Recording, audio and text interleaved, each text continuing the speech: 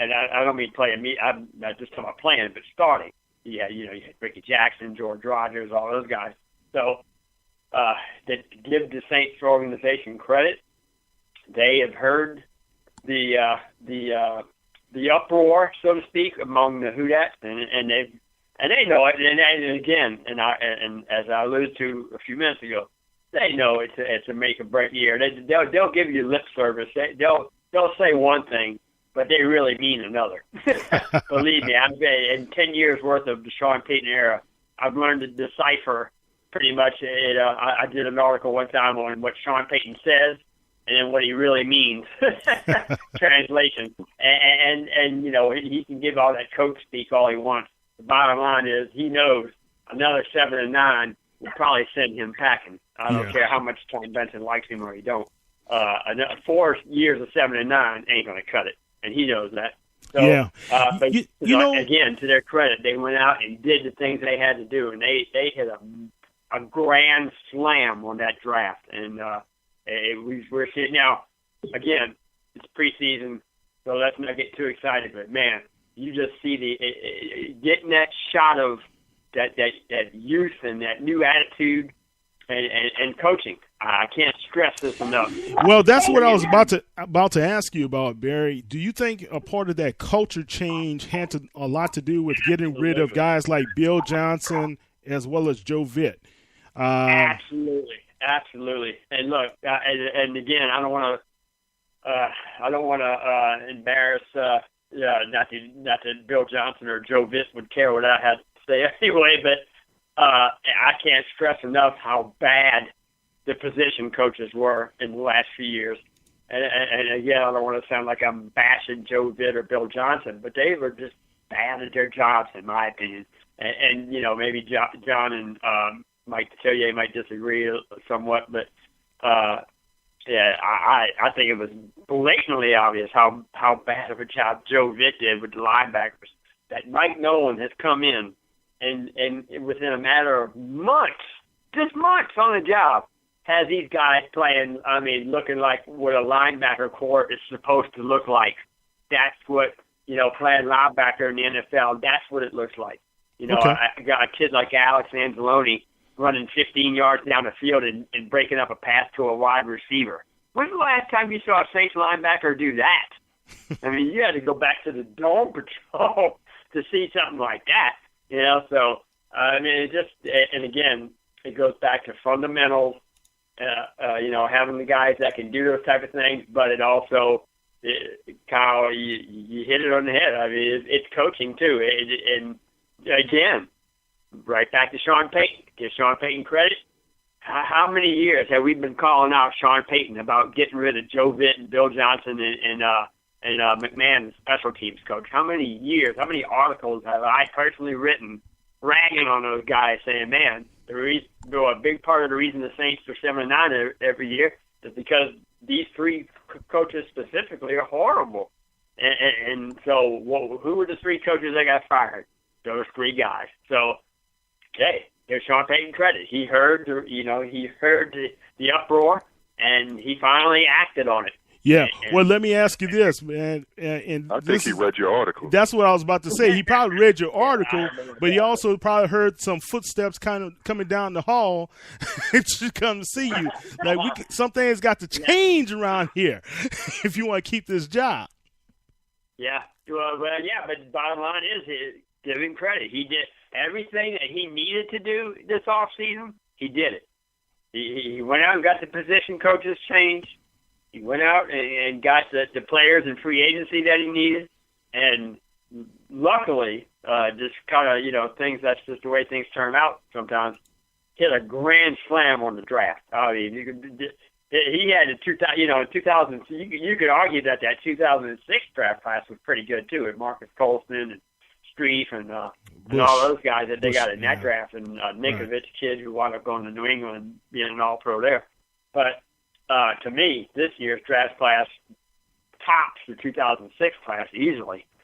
When you got 5 guys that are going to start, immediately in the first game. So give him credit. He did everything he's supposed to do. But preseason is one thing, And regular season is a whole other ball of wax. And it sure is. God, you alluded to it. It sure is. Preseason, it's nice when you look good in the preseason. But I've seen the Saints look like gangbusters in the preseason and finish 1-15. Okay, yeah. I'm old enough that I saw that. And I've also seen teams that were I think 1-3 or 0-4 in preseason with Jim Moore, and then go out and win 12 games. So you can't never. Preseason is, while you might see some things that you think of yourself, okay, well, if that translates over to the regular season, we got something here. But it was documented, Barry, that the past 6 seasons, when a team finishes 0-4, they do not make the playoffs. Right. 0-4 in preseason, they do not make the playoffs. So, Atlanta. yeah. Atlanta was one. Was Oakland the other one? So, I mean, those are some things that we need to really pay attention to. And Mike Detillier will be coming in. He's going to join us within the next 8 minutes. But I want to shoot something to you, Remy.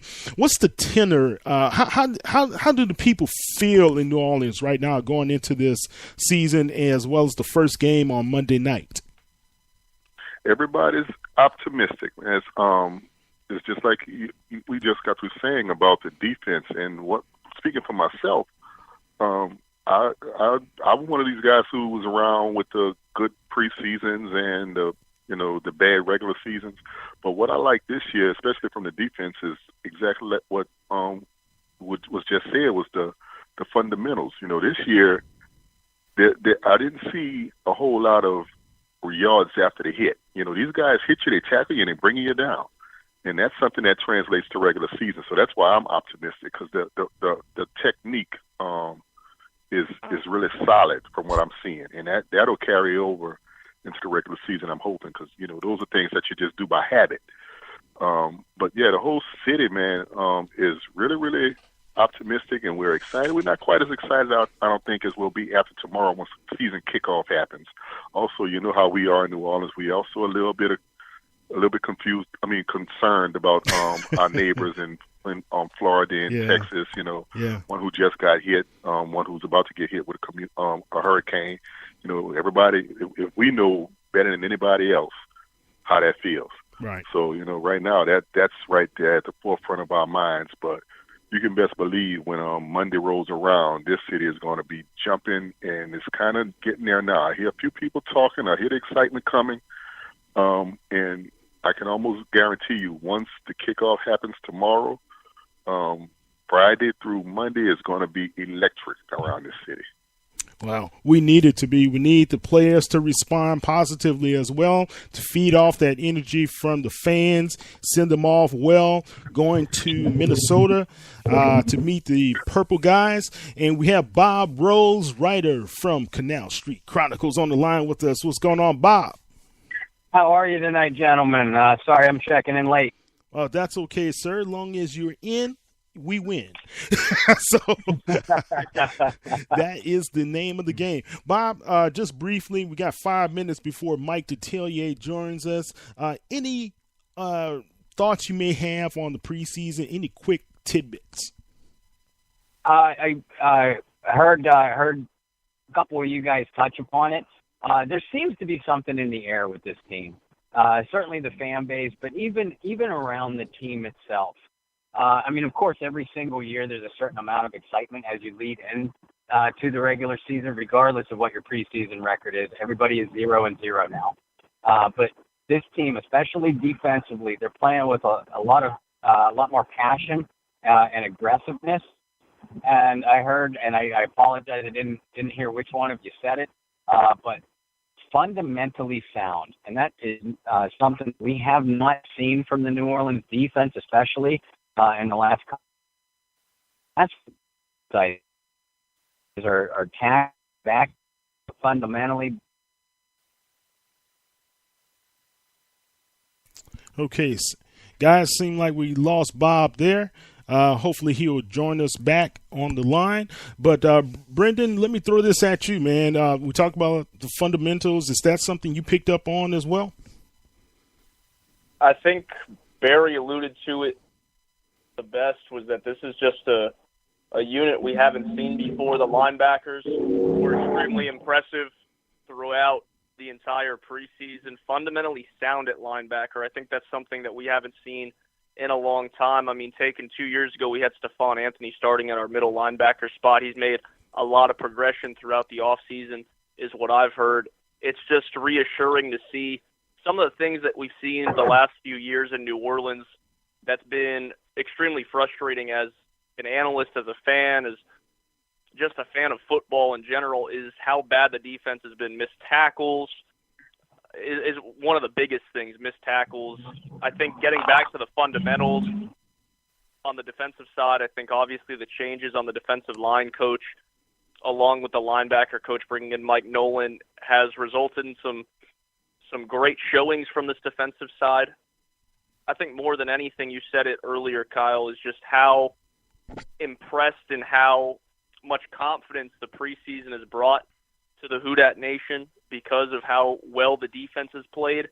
I think it all starts fundamentally. I think that Barry and Remy both made great points, and Bob was making some good points there before we kind of lost them.